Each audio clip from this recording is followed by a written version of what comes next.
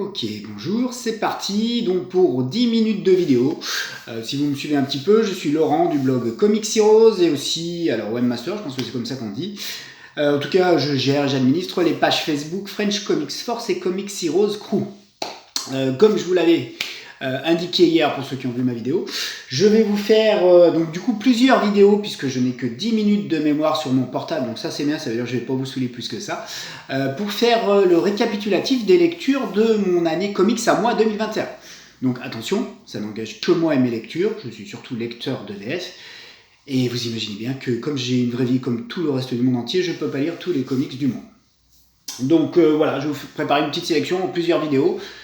Là, je sais que comme je parle beaucoup à chaque fois, je pense que je vais vous parler seulement de 2 titres. Alors, vous les voyez peut-être apparaître déjà dans un premier temps.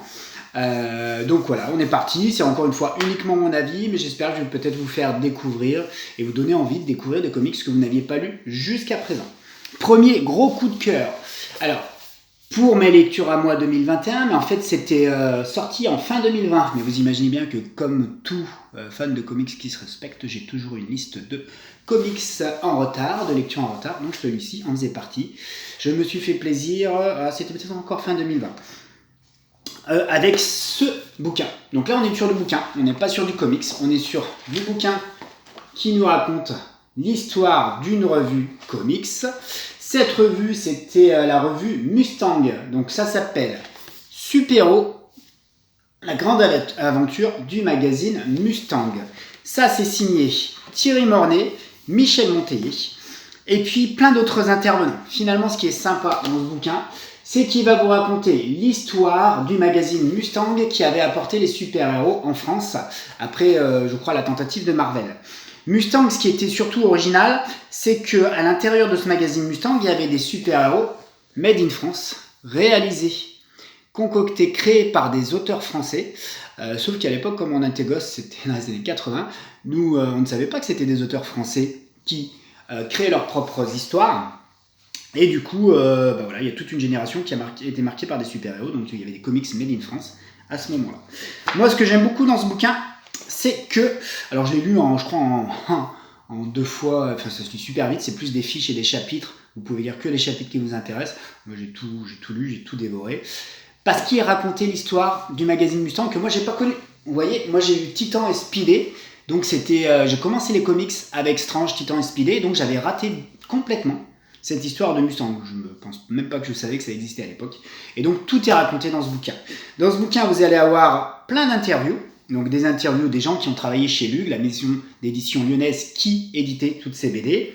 Vous allez avoir une présentation des personnages et des super-héros français créés pour ces BD. Donc il y a du Micros, il y a les interviews du coup de Jean-Yves Mitton, le créateur, il y a du Ozark, on présente Photonique, c'est l'autre super-héros Photonique. Alors Micros, pour ceux qui ne le connaissent pas, c'est le super-héros insectoïde.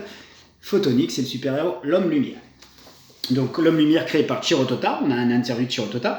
Il y a aussi une présentation de Cosmo, ici même, qui n'est pas un super-héros, qui est plus un héros SF de l'espace, un aventurier de l'espace. On vous présente d'autres personnages que vous ne connaîtrez pas, mais en tout cas que moi je ne connaissais pas. Alors le Gladiateur de bronze, j'ai la chance de le connaître puisque je suis assez fan des productions Hexagone avec les Strangers. Mais il y a un personnage que je ne connaissais pas du tout qui s'appelle Zoltazam. Et puis après on revient sur toute l'histoire du magazine. Il y a une galerie de couverture de Mustang.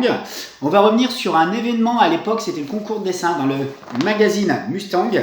Ils avaient lancé un concours de dessin donc, pour que les lecteurs, les enfants, puissent participer et créer un super-héros qui apparaîtrait dans une des aventures. D'accord ? Donc il y a plein de gamins des années 80, mais pas moi, qui ont participé. Patrice Martinez, le dessinateur d'Oplitea, y a participé. Thierry Mornay, aujourd'hui éditeur chez Delcourt Comics et responsable d'édition chez Delcourt Comics et créateur du Garde républicain. C'est peut-être ça, le Garde républicain de Thierry Mornay d'ailleurs, qui s'appelait Symbole. Ou alors c'est un autre, je ne voudrais pas dire de bêtises. On voit la création de Patrice Martinez, mon Marty, qui avait créé un super-héros bleu, blanc, rouge. Et là, il l'a redesigné dans les années 2000, donc 2020, pour l'occasion. Et on voit qu'il y a toute une génération d'enfants qui étaient fans et accros. Là, le super-héros, le Garde républicain de Thierry Mornay. Donc en haut, c'est la version actuelle, la vraie version BD. C'était sa version à l'époque où il l'avait croqué quand il devait être un peu plus jeune. Donc voilà, on en apprend beaucoup. Moi, j'ai adoré cette lecture. C'est facile à lire, c'est par chapitre. Vous lisez que ce qui vous intéresse. Vous avez des témoignages de gens qui ont été marqués, qui sont aujourd'hui souvent des acteurs des comics made in France ou des comics en général. Voilà, ça c'est intéressant puisqu'on voit que finalement il y a toute une génération qui a été marquée. Et il y a même un chapitre qui est consacré à l'héritage.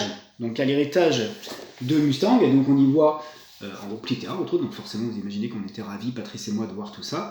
On y voit aussi Foxboy, on y voit toutes les autres BD qui avaient été faites par Reedman et d'autres créateurs. On va y voir Centaur Chronicles, Captain LSD, tous les créateurs qui aujourd'hui sont fans de comics et qui souvent essayent de faire des comics made in France sont dans ce magazine.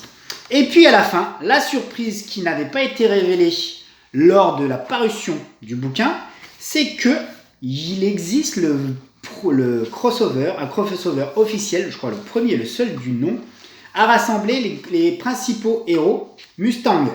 Micros et Photonics, on le sait, ils ont déjà été réunis à travers des crossovers. Par contre, un crossover qui réunirait Micros, Photonics et Ozark, le héros indien, le magicien indien, le chaman, ça n'était pas encore fait. Jusqu'à cette revue Super Héros, vous allez y trouver un crossover surprise avec tous ces personnages. C'est dessiné par Marty, au hasard, Patrice Martinez, le dessinateur d'Oplitera et de Centaur Chronicles. Vraiment, j'ai adoré cette lecture. C'est un must pour moi de cette année 2021. C'est un de mes gros plaisirs de lecture comics.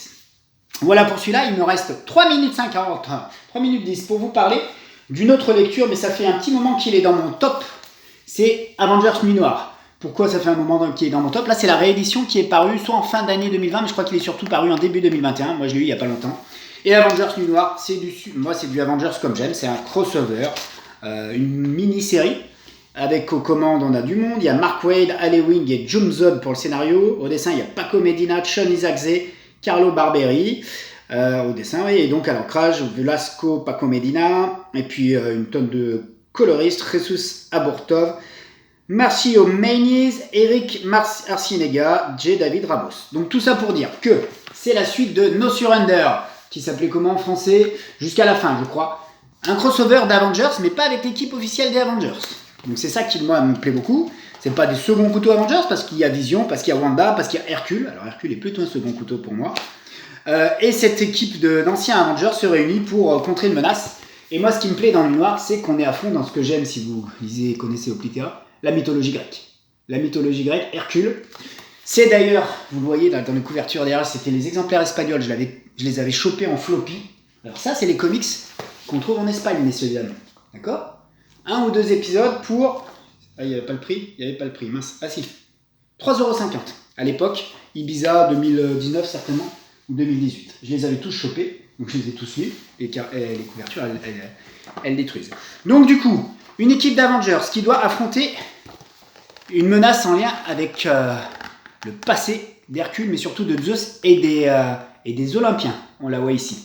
Une déesse de la nuit, Styx, qui décide finalement de s'en prendre non seulement aux Olympiens, mais au monde entier. Donc on a une équipe d'Avengers qui est composée de ces fameux autres héros qui doit l'affronter, et moi je trouve ça super. D'autant plus qu'ils vont explorer plusieurs univers Marvel, ils vont même aller dans plusieurs époques de l'univers Marvel, puisque ce crossover, elle brille beaucoup cette couverture espagnole, de Los Vengadores, Sin Camino de Vuelta, sans chemin de retour. C'est le retour de Conan. C'est comme ça que Conan est apparu dans l'univers Marvel. J'aime beaucoup, je l'ai dit, je le répète, il me reste 1 minute quelque chose. Ce que j'aime, c'est que oui, il y a vraiment un crossover avec des persos qu'on voit moins en ce moment. Il y a du Conan, moi j'aime beaucoup Conan, je pensais que ça allait pas marcher dans l'univers Marvel. Et par exemple, je suis fan des Savage Avengers. On y voit aussi, à la fin, un concept qu'on n'avait jamais vu, un concept super intéressant, qui vraiment revient sur l'essence de ce qu'est Marvel. Et ça, je l'avais jamais vu ailleurs. Et je le trouve vraiment très très bien développé. Donc si vous voulez lire quelque chose d'un petit peu pas hors norme, parce que c'est du grand mainstream et c'est du grand crossover, mais avec un concept de fin qui touche vraiment à la nature de ce qu'est Marvel, ben là vous l'aurez. Autre chose qui me plaisait, à la fin de ce crossover-là, ce qui était annoncé, c'est que du coup, ils avaient réinventé un petit peu le personnage d'Hercule pour en faire un perso un peu iconique. Moi, c'est ce que j'attends depuis un bon moment, qu'Hercule soit un perso iconique, et voulait en faire un super-héros digne de ce nom. Le souci pour moi, c'est que ça n'a rien donné derrière tout ça. Pour l'instant, je ne vois pas Hercule en super-héros iconique. Je crois qu'il est parti maintenant des Gardiens de la Galaxie, donc je vais acheter les Gardiens de la Galaxie uniquement pour ça, pour voir si Hercule devient vraiment un héros digne de ce nom. Voilà pour mes 2 premières lectures du récapitulatif 2021. J'ai tenu mes 10 minutes. Donc je vais vous dire au revoir avant que ça coupe ma vidéo, parce que je suis un pro de me faire couper la chic par mes propres vidéos. Voilà, donc je vous dis à très bientôt. Je pense à refaire plusieurs petites sessions comme ça de 10 minutes pour pas trop vous saouler. Et on aura plusieurs rendez-vous réguliers d'ici à la fin de l'année, mais peut-être après, puisqu'on est sur un récap 2021. À très bientôt.